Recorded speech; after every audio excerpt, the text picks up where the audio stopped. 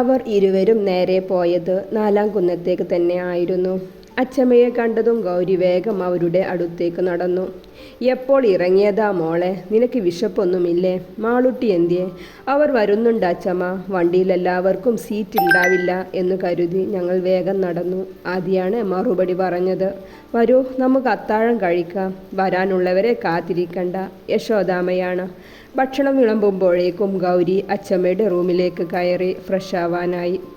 ആദി 4-ാം കുന്നത്തുള്ള അവൻ്റെ റൂമിലേക്കും. ടീഷർട്ടും ഒരു പാൻറ്റും ഇട്ട് ഗൗരി കുളിച്ചു വന്നു. ആദ്യം ഒരു ഷോർട്ടും ടീഷർട്ടും. എന്തായി കണ്ണാ? എന്താവാൻ അച്ചമ്മ? ഇങ്ങനെ നല്ല കുട്ടിയായി എന്തിനെ വളർത്തി? അച്ചമ്മയുടെ കൊച്ചുമോളുടെ മനസ്സിൽ എന്നെക്കുറിച്ച് ആ വക ചിന്തയേ ഇല്ല. ഭക്ഷണം കഴിച്ചു കഴിഞ്ഞ് ഗൗരി വേഗം കിടക്കാൻ പോയി. ആൾ നന്നായി ക്ഷീണിച്ചിരുന്നു. അമ്പലത്തിൽ നിന്ന് വന്നവരെല്ലാം ഭക്ഷണം കഴിക്കുന്ന തിരക്കിലാണ്. കണ്ണനെ ഒറ്റയ്ക്ക് കിട്ടിയപ്പോൾ അച്ചമ്മ പിടിച്ചിരുത്തി ചോദിക്കുകയാണ്, ഇനി എന്താ ചെയ്യുക കണ്ണാ? അച്ചമ്മക്ക് എൻ്റെ നന്ദുട്ടിക്ക് ഏറ്റവും ഉത്തമൻ എൻ്റെ മോൻ തന്നെയാണ്.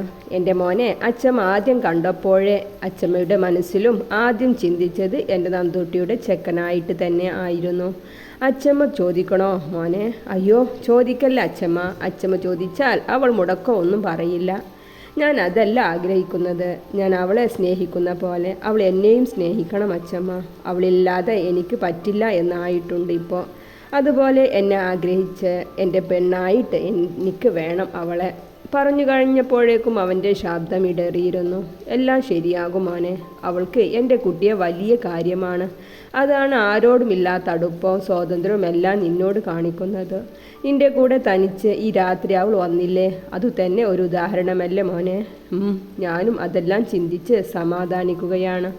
ഇവിടെ കിടക്കല്ലേ കുട്ടി? ഇനി മച്ചിലോടത്തേക്ക് പോകണുണ്ടോ? ഇല്ല അച്ചമ്മ, നല്ല ക്ഷീണമുണ്ട്, ഉറങ്ങട്ടെ. അച്ചമ്മയും കിടക്കാണ്. എടീ ഗൗരിപ്പെണ്ണെ എഴുന്നേറ്റ്. മാളു ഗൗരിയെ ഉരുട്ടി വിളിക്കുന്നുണ്ട്. എന്താ മാളു? ഞാനൊന്ന് കിടക്കട്ടെ.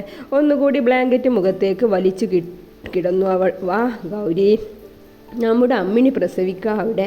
നിന്നെ വിളിക്കാൻ വേണ്ടി ഓടി വന്നതാ. വേണമെങ്കിൽ വാ, ഞാൻ പോവാ. മാളു എഴുന്നേറ്റ് പോകാൻ നിന്നതും ഗൗരി അവളുടെ കയ്യിൽ പിടിച്ചു. മാളു പ്രസവിച്ചോ? ഞാൻ വേഗം വരാവേ. അവൾ ബാത്റൂമിലേക്ക് ഓടിക്കയറി. ഗൗരി നീ വേഗം വാ, ഞാൻ പോവാണ്. അയ്യോ പോവല്ലേ, ഇതാ വന്നു. ഗൗരി വേഗം മുഖം കഴുകി അഴിച്ചിട്ട ധാവണിയിലെ പാവാട ഷോർട്ടിന് മുകളിലേക്ക് വലിച്ചു കയറ്റി. മഞ്ഞ ടീഷർട്ടും ചുവന്ന പാവാടയും ഇട്ട് റൂമിൽ നിന്നും ഇറങ്ങി. അച്ചമ്മ അവിടെ എവിടെയും ഉണ്ടോ എന്ന് നോക്കി ഒറ്റ ഓട്ടമായിരുന്നു. നേരെ ചെന്നിടിച്ചത് ആദിയുടെ നെഞ്ചത്തും. അവൾ കണ്ണു മുറുകെ അടച്ചു. അനക്കമൊന്നുമില്ല എന്ന് കണ്ടതും മുഖമുയർത്തി നോക്കി. ആദിയുടെ കണ്ണുകൾ അവളിൽ തന്നെയാണ്. അവൾ അവനെ മറികടന്ന് പോകാൻ നിന്നതും ആദി അവളുടെ കയ്യിൽ പിടിച്ചു നിർത്തി. എങ്ങോട്ടാ ഈ ജോക്കർ വേഷത്തിൽ? അവൻ അവളെ അടിമുടി നോക്കിക്കൊണ്ട് ചോദിച്ചു. ആദിയേട്ടാ മാറിക്കേ. അവിടെ അമ്മിണി പ്രസവിച്ചോ ആവോ? അസുഖം വന്നു തുടങ്ങിയിട്ടുണ്ട്. ഓ, ഡോക്ടറെ വിളിക്കാൻ വന്നതായിരുന്നോ പ്രസവം എടുക്കാൻ? ആദി കളിയാക്കിക്കൊണ്ട് ചോദിച്ചു. അതെ, മൃഗ ഡോക്ടർ അത്ര മോശമൊന്നുമല്ല, ഗൗരി ചുണ്ടുകൂട്ടിക്കൊണ്ട് പറഞ്ഞ് പാവാടയും പൊക്കി പിടിച്ചു ഓടി. ആദി പുഞ്ചിരിയോടെ അവളുടെ ഓട്ടം നോക്കി നിന്നുപോയി. ഈ കുട്ടി എവിടെ? അച്ചമ്മയാണ്. ഗൗരിയെ വിളിച്ചുണർത്താൻ വന്നതാണ് റൂമിലേക്ക്. അച്ചമ്മ പറഞ്ഞുകൊണ്ട് ഹാളിലേക്ക് വന്നു. അച്ചമ്മയുടെ കൊച്ചുമോൾ ഈ വഴി ഓടിപ്പോകുന്നത് കണ്ടു. മാളുവിൻ്റെ അമ്മിണി പ്രസവിച്ചു എന്നും പറഞ്ഞ്. എൻ്റെ ഈശ്വര, ആ കുട്ടി നിക്കറും ഇട്ട് പോയോ ആവോ? അച്ചമ്മ സ്വയം പറയുകയാണ്. അച്ചമ്മ ഒരു ജോക്കർ വേഷത്തിൽ പോകുന്നത് കണ്ടു. നീ കണ്ടോ കണ്ണ അവളെ? ആ നിക്കറൊന്നും അല്ല അച്ചമ്മ, പാവാടയും ടീഷർട്ടുമാണ്. ഓ, ഇവിടെ വന്നപ്പോൾ ബുദ്ധി ഉറച്ചു എന്ന് തോന്നുന്നു. ഇനി ഈ വഴി കാണോ എന്തോ. അച്ചമ്മ അതും പറഞ്ഞ് അടുക്കളയിലേക്ക് നടന്നു. എന്നാലും ആദി, ആ കുറുമ്പിയുടെ മനസ്സ് നീ എങ്ങനെ അറിയും? ആദി മീശ ഒന്ന് പിരിച്ച് സ്വയം പറഞ്ഞു. അവൾ പോയ വഴിയെ ഇറങ്ങി നടന്നു. ഗൗരി മച്ചിലോടത്തി എത്തിയപ്പോഴേക്കും അമ്മിണിയുടെ പ്രസവം കഴിഞ്ഞിരുന്നു. അവളെ പോലെ തന്നെ വെള്ളയിൽ കറുത്ത കുത്തുള്ള ഒരു പൂവാലി. നോക്ക് ഗൗരി, ഒരു കുഞ്ഞുണ്ടായപ്പോൾ എന്തൊരു ഗമയാടി അവൾക്ക്. ഞാനേ പൂവാലിയെ ഒന്ന് തൊടാൻ നോക്കിയതാ. തല ഇളക്കി എന്നെ ഒരു നോട്ടം. ഓ, മാളു അമ്മിണിയെ നോക്കി പുച്ഛിച്ചുകൊണ്ട് പറയുന്നു. എല്ലാ അമ്മമാരും അങ്ങനെ തന്നെയാ മക്കളെ. മനുഷ്യനായാലും മൃഗമായാലും സരസ്വതി അമ്മയാണ്. നിങ്ങളും ഇതുപോലെ തന്നെയാകും സ്വന്തമായി ഒരു കുഞ്ഞായാൽ. പിന്നെ നിങ്ങളെക്കുറിച്ച് ഒരു ചിന്തയും ഉണ്ടാവില്ല. ഊണിലും ഉറക്കത്തിലും കുഞ്ഞിനെ കുറിച്ചാകും ചിന്ത. സരസ്വതി അമ്മ അമ്മിണിയുടെ പ്രസവ ശുശ്രൂഷ കാര്യത്തിലാണ്. കൂടെ സുജയുമുണ്ട്. കണ്ടറിയാം മുത്തി. ഇവരുടെ കുഞ്ഞിനെയും അച്ചമ്മയും മുത്തിയും ഒക്കെ തന്നെ ആകും നോക്കേണ്ടി വരാ. രണ്ടും മടിച്ചികളാ. ഒരുത്തി ഉറക്കം കഴിഞ്ഞേ ഉള്ളൂ, വേറെ എന്തും. ആദ്യ ഗൗരിയെ നോക്കിക്കൊണ്ടാണ് അത് പറഞ്ഞത്. ഗൗരി അത് ശ്രദ്ധിക്കുകയും ചെയ്തു. അതെ, ഇയാൾ എന്താ കുഴപ്പം? എൻ്റെ കുഞ്ഞ് എനിക്കിഷ്ടമുള്ളവർക്ക് ഞാൻ നോക്കാൻ കൊടുക്കും. ഇയാളുടെ കുഞ്ഞിൻ്റെ കാര്യം നോക്ക്. ഓ, കലിപ്പൻ ഇവിടെയും വന്നിരിക്കുന്നു. അമ്മിണി, ഞാനൊന്ന് ഫ്രഷ് ആയിട്ട് വരാവേ, അച്ചമ്മ തിരയുന്നുണ്ടാകും. ഗൗരി അമ്മിണിയെ നോക്കി പറഞ്ഞ് ആദ്യയെ നോക്കി ചുണ്ടുകോട്ടി അവിടെ നിന്നും പോയി. അതേ കാന്താരി, ഇങ്ങനെ ഉറഞ്ഞു തൊള്ളാതെ. ഈ പറഞ്ഞതൊക്കെ ഞാൻ മാറ്റി പറയിക്കും, നോക്കിക്കോ. ഇത് ആദിത്യവർമ്മയുടെ ശപഥമാണ് മോളെ. എൻ്റെ കുഞ്ഞിനെ കൊണ്ട് നിന്നെ അമ്മ എന്ന് വിളിപ്പിച്ചിട്ട് ഇനി ആദിക്ക് റെസ്റ്റ് ഉള്ളൂ മോളെ. അതും എത്രയും വേഗം. അവൾ പോയ വഴിയെ നോക്കി ആദി വിളിച്ചു പറഞ്ഞു. അതേ മോനെ, അവൾ 4-ാം കുന്നത്തി പടി കടന്നു കഴിഞ്ഞു. നീ പറഞ്ഞതൊന്നും ആ മോള് കേട്ടിട്ടില്ല. ജിത്തു അവനെ തട്ടിക്കൊണ്ട് പറഞ്ഞു. അതെ, അവൾ കേൾക്കണമെന്നില്ല.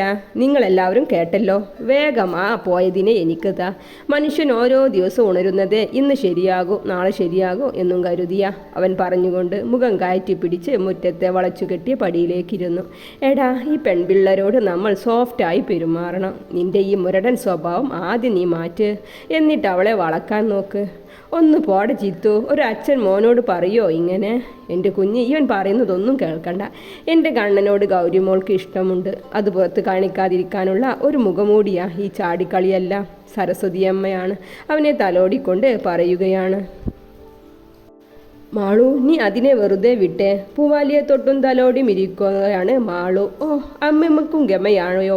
പൂവാലിയെ കിട്ടിയപ്പോൾ അവൾ സരസ്വതി അമ്മയുടെ കവിളിൽ വലിച്ചു വിട്ടുകൊണ്ട് കണ്ണൻ്റെ അടുത്ത് വന്നിരുന്നു. അതേ ശബ്ദം ഞാനും കേട്ടു. അവനെ തോണ്ടിക്കൊണ്ടാണ് പറച്ചില്. അടുത്ത് ജീത്തുവുമുണ്ട്. വാ, ഞാനൊരു ഐഡിയ പറഞ്ഞു തരാം. ആ പോയവളുടെ മനസ്സറിയാൻ. എന്ത് ഐഡിയ? നീ പ്രയോഗിച്ച ഡോക്ടർ ഐഡിയ ആണോ? കണ്ണൻ കള്ളച്ചിരിയോടെ ചോദിച്ചു. എന്ത് ഡോക്ടർ കണ്ണ? മുത്തിയാണ്. അതോ മുത്തി, നമ്മുടെ ഈ മാളു ഒന്ന് ഞെട്ടി വേഗം അവൻ്റെ വായ പൊത്തിപ്പിടിച്ചു. പ്ലീസ് കുളമാക്കല്ലേ, അവൾ സ്വകാര്യം പോലെ അവൻ്റെ ചെവിയിലായി പറഞ്ഞു. കണ്ണൻ ചിരിയോടെ തലയാട്ടി അവളുടെ കൈ വായിൽ നിന്നും എടുത്തു മാറ്റി. അതൊന്നുമില്ല മുത്തി, വാ കണ്ണേട്ട, ഐഡിയ പറഞ്ഞു തരാം. മാളു അവനെയും വലിച്ച് ഉമ്മറത്തേക്ക് നടന്നു. കണ്ണേട്ടൻ്റെ ബെസ്റ്റ് ഗേൾ ഫ്രണ്ടുമായി വീഡിയോ കോളിൽ സംസാരിക്ക്. ഗൗരി ഇപ്പോൾ വരും കുളി കഴിഞ്ഞ്.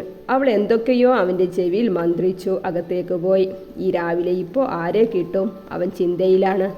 മാളു, അത് ശരിയാവില്ല. ഈ രാവിലെ ആരെ കിട്ടാനാണ്? എല്ലാവരും ബിസിയാകും. ഓ, വലിയ ബിസിനസ്മാൻ ആയിട്ട് ഒരു ഗേൾ ഫ്രണ്ട് പോലും ഇല്ലേ ബ്രോ?